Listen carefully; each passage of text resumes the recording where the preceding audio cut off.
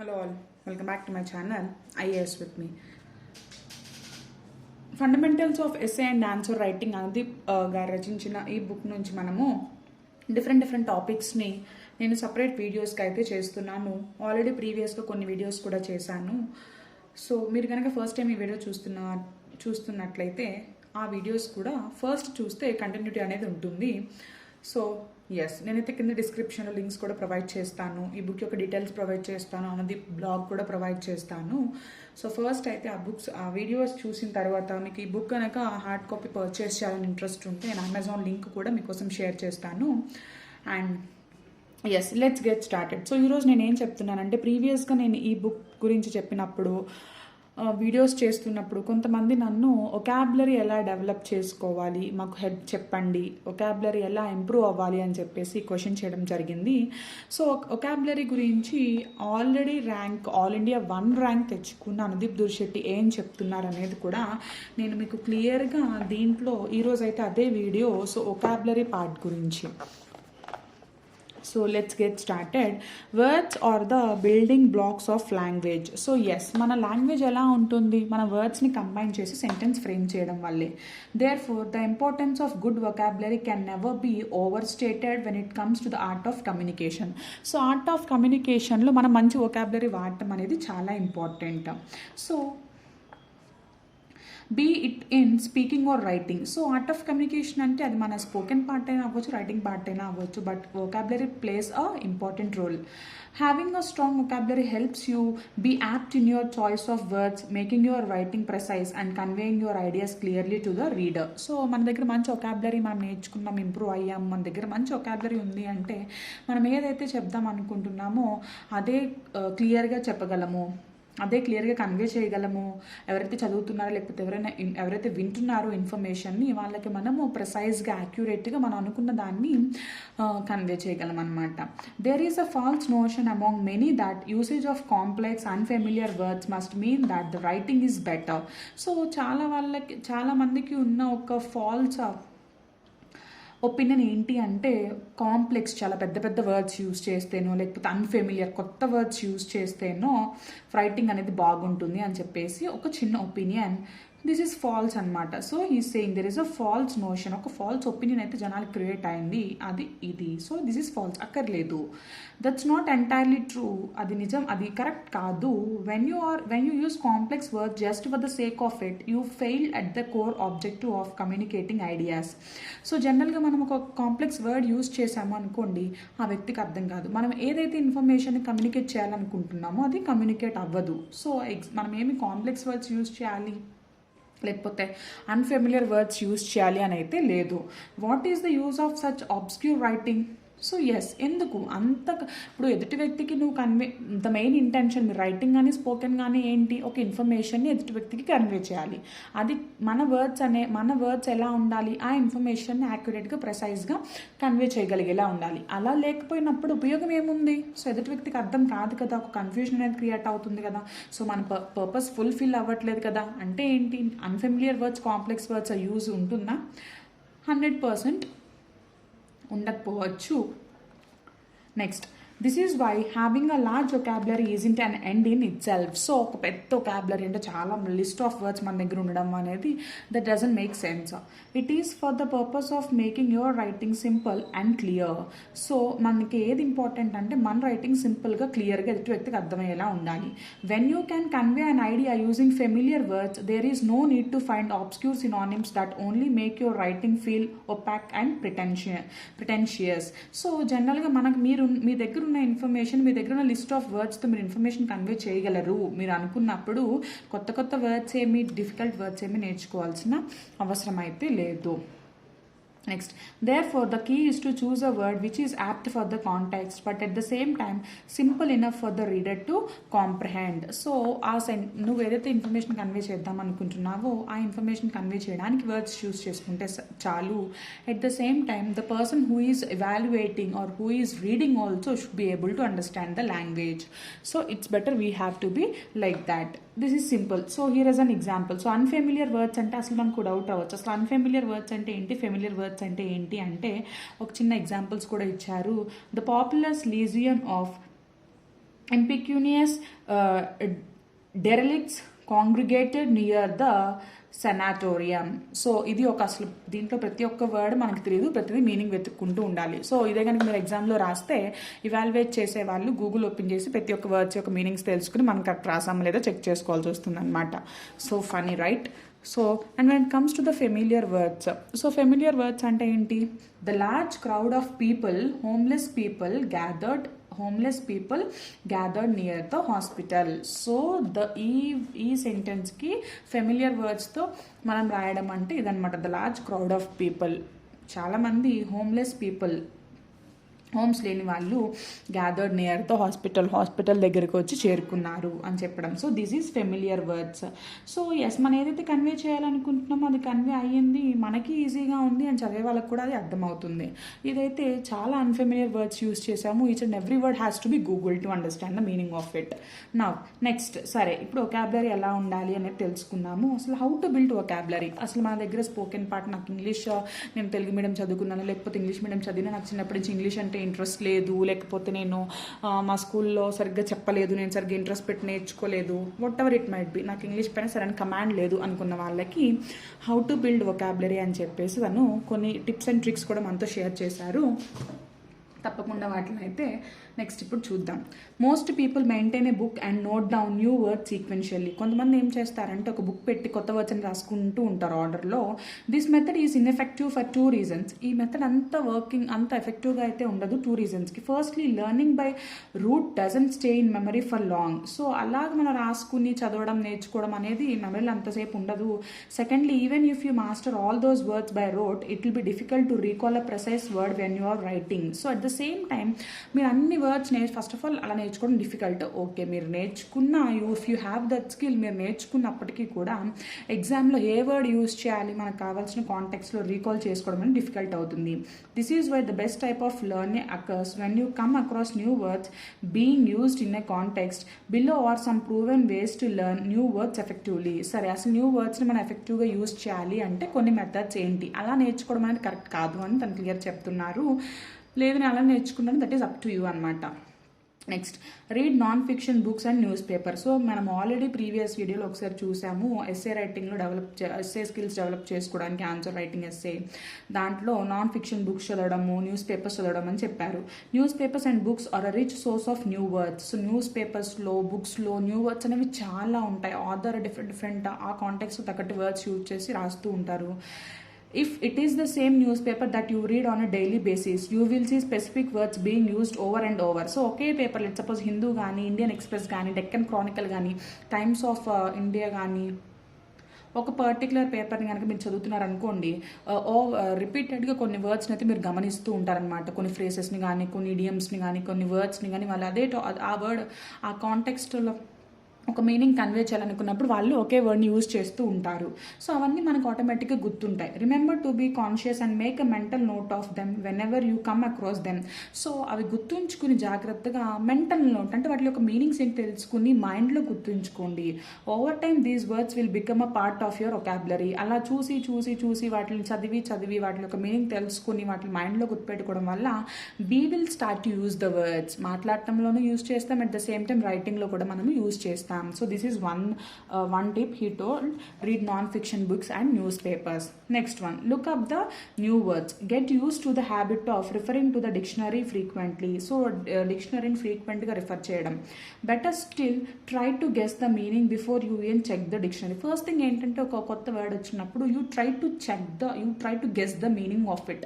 Google ఉంది కదా అని చెప్పేసి గూగుల్లో టైప్ చేసే కానీ meaning so and so word meaning అంటాం, లేకపోతే డిక్షనరీ ఓపెన్ చేసి వర్డ్ సెర్చ్ చేసేవాళ్ళు కూడా లేరు ఇప్పుడు. అది నేను 10th క్లాస్లో మేము బాగా చేసేవాళ్ళం. ఎవరు ఫస్ట్ వర్డ్ చెక్ చేస్తారని చెప్పేసి చాలా కాంపిటీషన్తో మేమైతే వర్డ్ చెక్ చేస్తూ ఉండేవాళ్ళం క్లాస్లో. దట్ వాజ్ ఇంట్రెస్టింగ్ అనమాట. సో గూగుల్లో వర్డ్ సెర్చ్ చేయడం కంటే మీరు వర్డ్ మీనింగ్ని first try to guess it.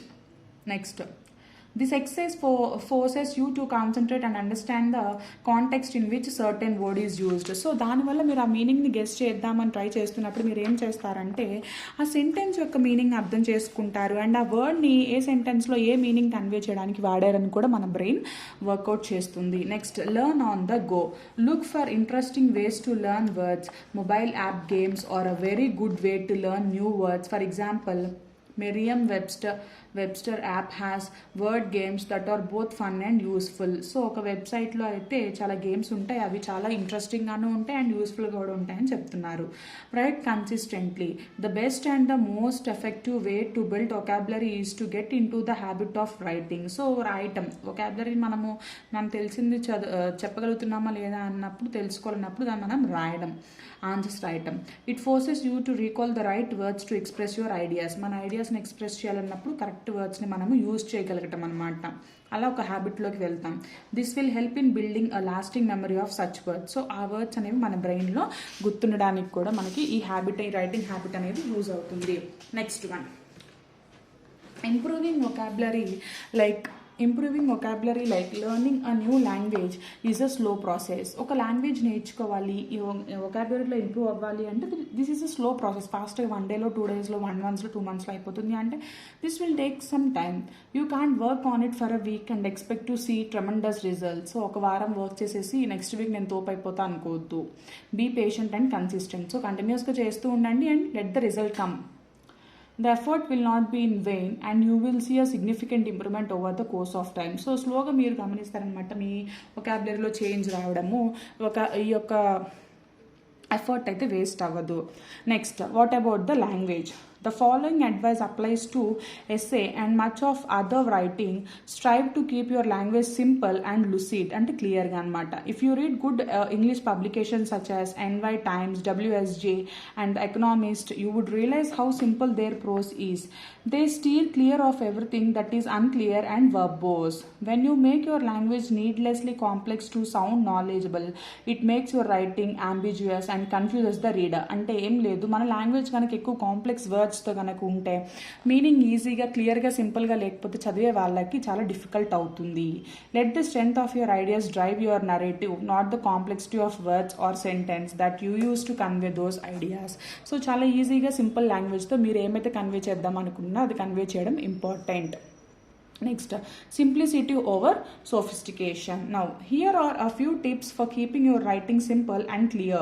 So, మన రైటింగ్ని సింపుల్గా క్లియర్గా ఉంచడం కోసం కొన్ని టిప్స్ అయితే ఉన్నాయి, అవి కూడా తను షేర్ చేస్తున్నారు. అవేంటో కూడా చూద్దాం. 1 paragraph 1 మేజర్ ఐడియా. సో ఒక పారాగ్రాఫ్లో ఒక మేజర్ ఐడియాని షేర్ చేయండి.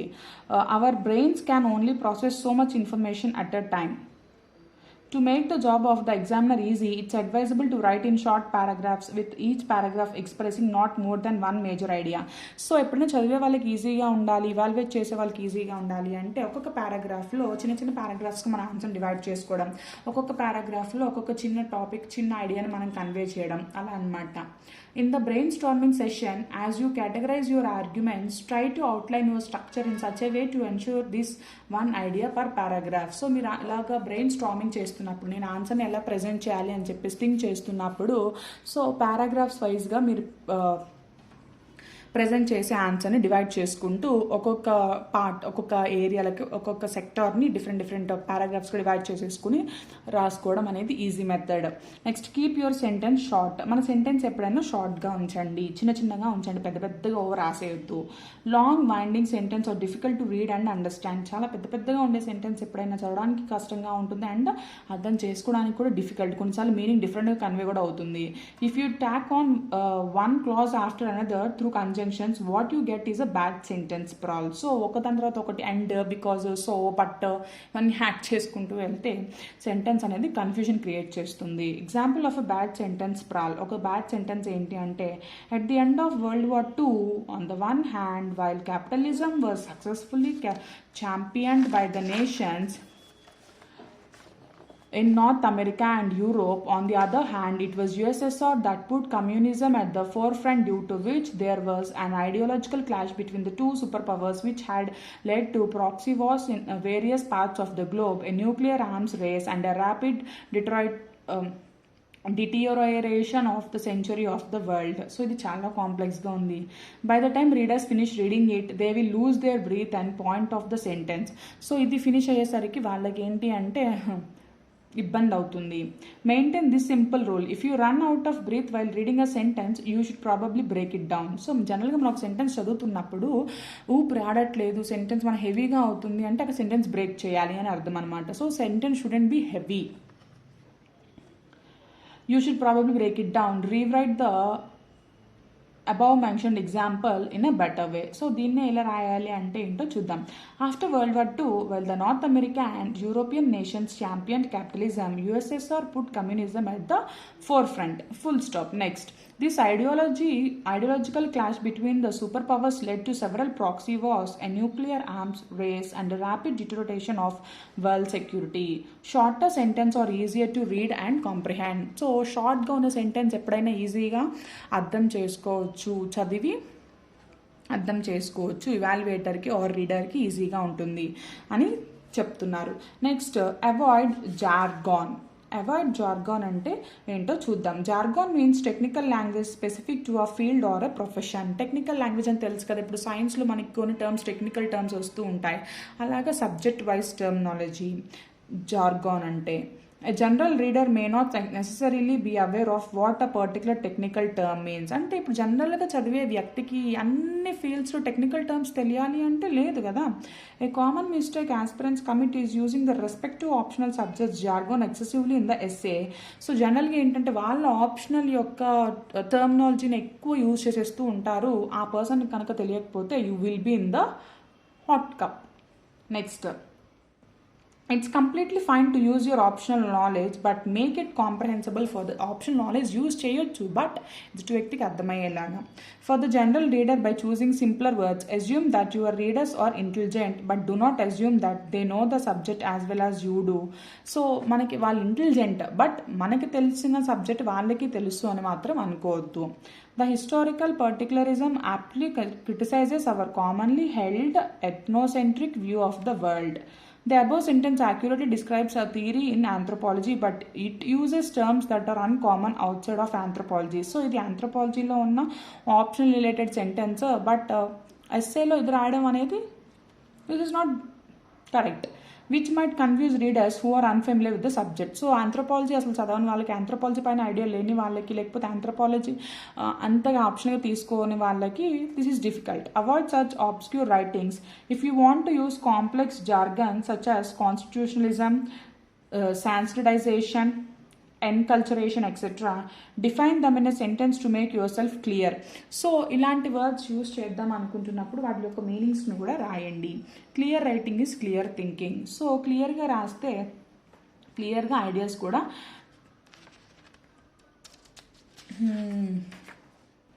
షేర్ అవుతాయి.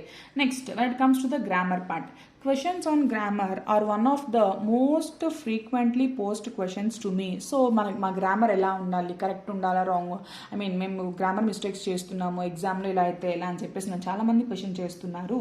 Many aspirants who had their schooling in a vernacular medium want to improve their English skills and take the exam in this medium. So చాలామంది వాళ్ళకి mother టంగ్లో కానీ వేరే లాంగ్వేజ్లో కానీ ప్రిపేర్ అయిన వాళ్ళు స్కూలింగ్ ఇంగ్లీష్లో తీసుకొని ఇంగ్లీష్ లాంగ్వేజ్ ద్వారా ఎగ్జామ్ రాద్దాం అనుకుంటున్నారు. వాళ్ళకి చాలా డౌట్స్ వస్తాయి అన్నమాట grammar related.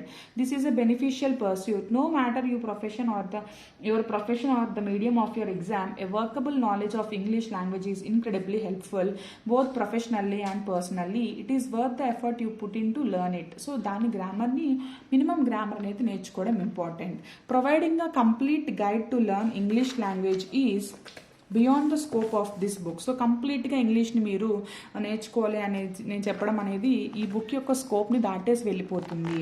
But here are some important topics that you need to master to be fluent in English comprehension, reading and writing. So English కాంప్రహెన్షన్లో, రీడింగ్, రైటింగ్లో హెల్ప్ఫుల్ అయ్యే కొన్ని టిప్స్ నేను చెప్తాను. Parts of speech, noun, pronoun, verb అంటే parts of speech నేర్చుకోవడం, sentence construction, subject, verb and object convey చేయడం, subject verb agreement maintain చేయడం, ఫ్రేసెస్ అండ్ క్లాజెస్ నేర్చుకోవడం, basic tenses.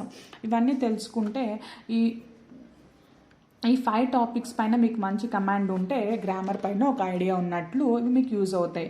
Basic steps to improve your English grammar. So జనరల్గా మన English grammar అనేది improve చేసుకోవడానికి ఉన్న బేసిక్ స్టెప్స్ ఏంటి అంటే refer to standard grammar books published by Oxford, Wren and Martin. So yes, general grammar books అని చెప్పేసి Raymond Murphy, Wren and Martin books, Oxford books అని చెప్పేసి మార్కెట్లో కొన్ని అవైలబుల్గా ఉంటాయి, వాటిని చూడండి.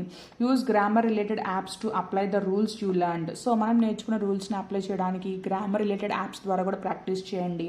Read and English newspaper every day. ప్రతిరోజు English newspaper 1 hour or half an hour చదవండి.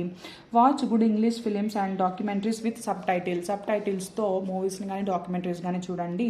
Converse in English with your peers. మీ ఫ్రెండ్స్తో కానీ ఇంగ్లీష్ వచ్చిన వేరే ఫ్యామిలీ మెంబర్స్తో కానీ ఇంగ్లీష్లో కమ్యూనికేట్ చేయండి. ఈ విధంగా మీరు గ్రామర్ స్కిల్స్ బాగా డెవలప్ చేసుకుంటారు, మీ లాంగ్వేజ్ అనేది ఇంప్రూవ్ అవుతుంది అని చెప్పేసి దీనైతే మనకి మెన్షన్ చేయడం జరిగింది. సో ఇది వొకాబులరీ గురించి. I hope you understood everything, and if you have any doubts you can ping me in the comments, and all the comments are welcome.